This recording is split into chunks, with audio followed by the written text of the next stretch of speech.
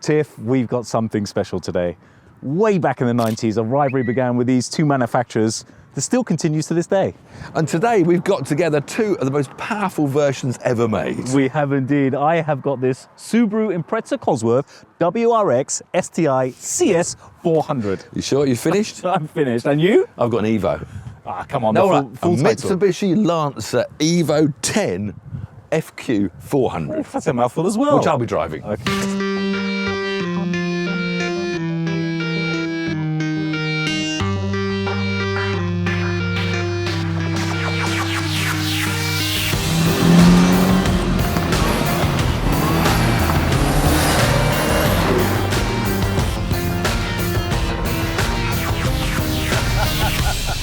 These cars are so close.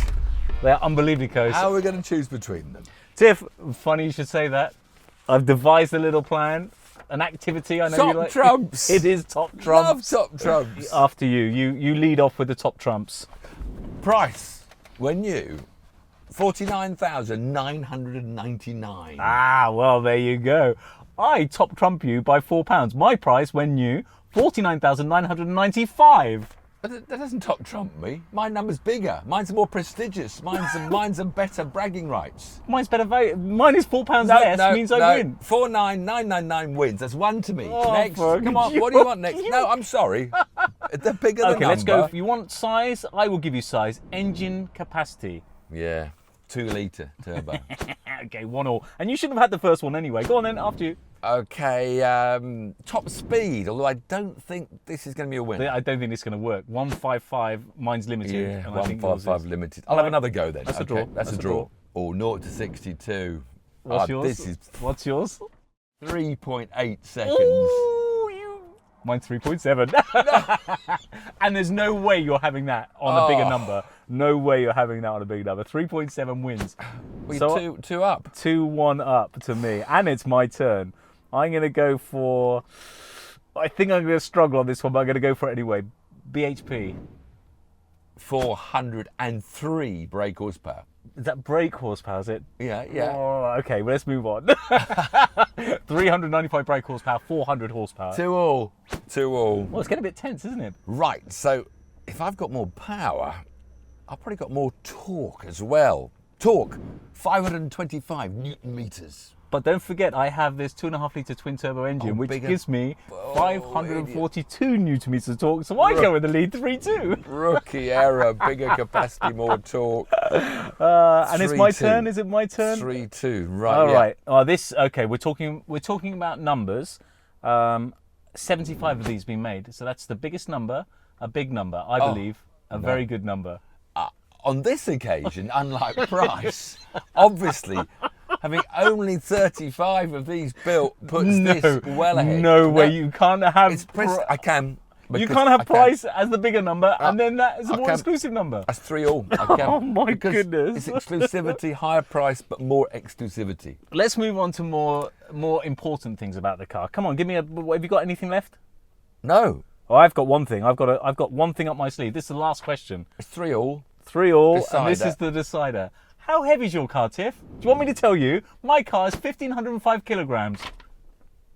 I think you've seen my stats before, haven't you? You know. How heavy is yours? You fix this whole thing. Well, I so thought that you win 4-3 because mine is 1,560 kilograms. I You've thought written I was these going to win down. 5-2 actually, but you fudged the price a little bit. So it's a very fair 4-3 to me to the Subaru. No, it's not. Because we're talking about cars based on World Rally Championship evolutions. How many World Rally Drivers' Championship has the Subaru won? What's that got It's to do part. with anything It's the that's not history. on the list? It's the history. This is what these two cars are all about. How many World Rally Championships, Drivers' Championships?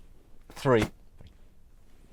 How many do you want? Mitsubishi? 4. Oh, that's very unfair. It's a draw. That'll do. I tell you what, we could trade blows all day. Really, these cars are so similar, aren't they?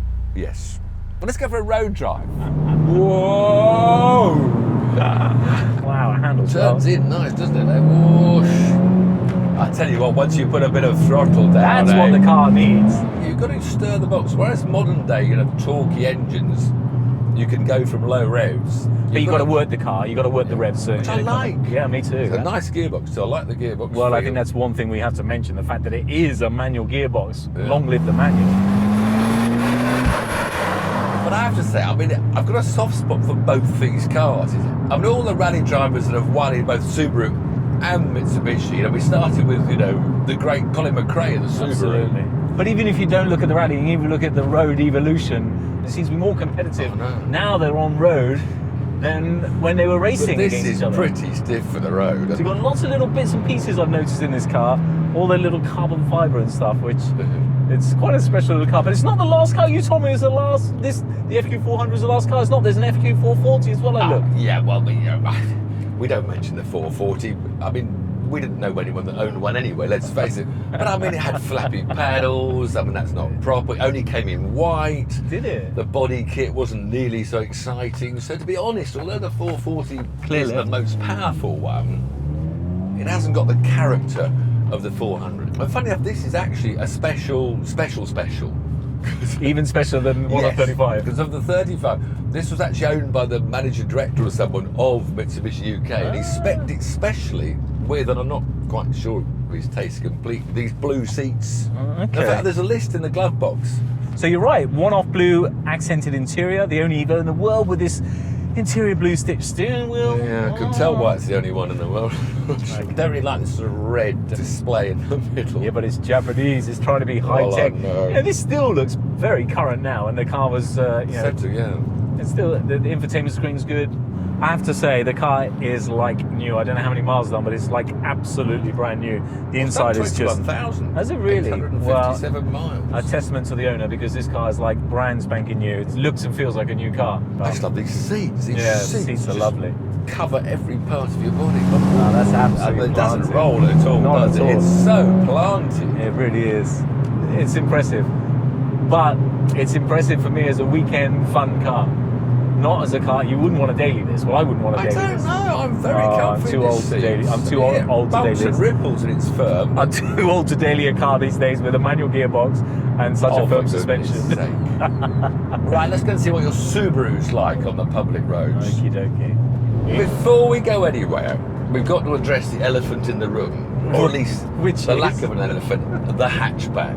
I mean, this is where, for me, the whole Subaru image splits, and not everybody, appreciates the hatchback. But to me, a Subaru Impreza is a blue saloon car roaring through the forest with, McRae and Burns at the wheel and Solberg. And are you happy with the hatchback look? I actually quite like the back of the car. Not a massive fan of the front of the car. But that's the same with the saloon.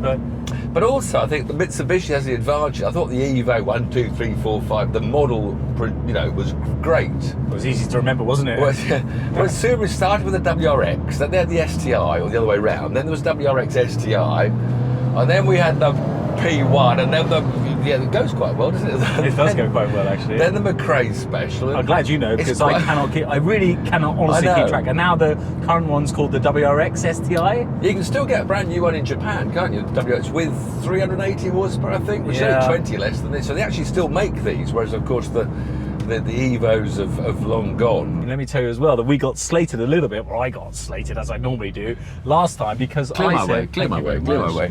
Thank you, Tiff. I got slated last time because I called it a Scooby. Mind the camera, mind the camera. Thank you. I called it a Scooby. Now in the UK, the nickname for a Subaru is a Scooby. Rhyming slang. Scooby-Doo. Subaru. But in America, they call them a Subie. So I was called, well, I won't even repeat what I was called, but I was called... Well, the Americans rude to you. I know, it's hard to believe on YouTube that anyone could be rude to us, Tiff, but in England, in the UK, we call them Scoobies. And in America, they call them a Subie. I'm sitting here looking at this Cosworth. It's a Ford. No, they're not. It's a Ford. It's the same as any tuning company. They're involved with... They've bought Ford's amazing Cosy heritage, Cosy being a nickname for Cosworth, I think we all agree with that one. We do agree with that. And stuck it on how many of these stuck it on? 45? Well, haven't just stuck it on. No, 75 of these 75. cars. And interestingly, there's only 48 that are remaining in the UK of these cars. But this car is desirable throughout the world. It's very rare for a UK car. Because it's got the Cosworth Because it's got words. Cosworth. But it's very rare for a UK car. Normally it's the other way around. All the people from the UK want the cars from Japan, but actually people from Japan and from around the world actually find this model very desirable, and they want to have this model. Which is Ford Cosworth. The Grand Prix engine was a Ford Cosworth. Can we ever take it? What do you think? Oh, flipping Laura. Well, it does go well. It does sound good as well, doesn't it? I like that the dials are better. The dials are fantastic. It's really rev counter in the middle is always Porsche always have it, Yeah. and I think rev counter in the middle is always the way to go. Not sure about the red, but the whole car is very driver centric. It's all, for me, this car is set up for the driver. It doesn't feel as luxurious as that 135 EVO did inside, but it's still quite a racy sort of feel. It's a little bit older than the other car. In fact, it's 3 years older than the other car, but it doesn't feel it at all. The only thing you haven't got, you've got on the EVO, is the big infotainment screen with the map, but it doesn't look old, does it? That's for sure. Don't look at those things. Not one of them rally car. You just want to look there, exactly. Wait for the pace notes. Okay, you ready now? Let's go. Right 1 into left 4 and jump.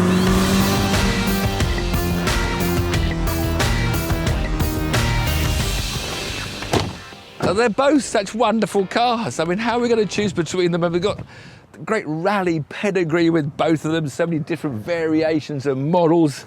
I don't know. It'll be fascinating to see what our viewers think and what they decide which is the better car. What their comments below. Well, there'll be lots of them, don't you worry about that. I get worried about their comments. They talk about, you know, my teeth or my hair or something, you know.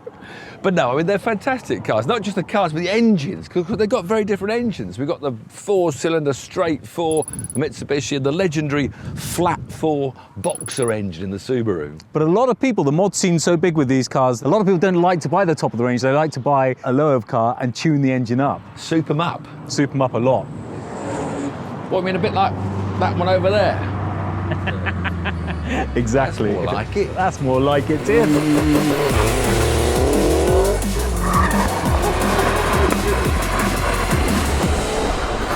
That's given me an idea.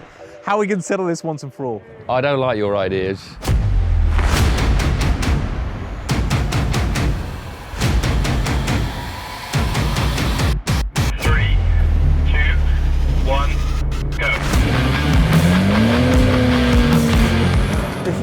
Very tight. Come on, come on, come on, come on.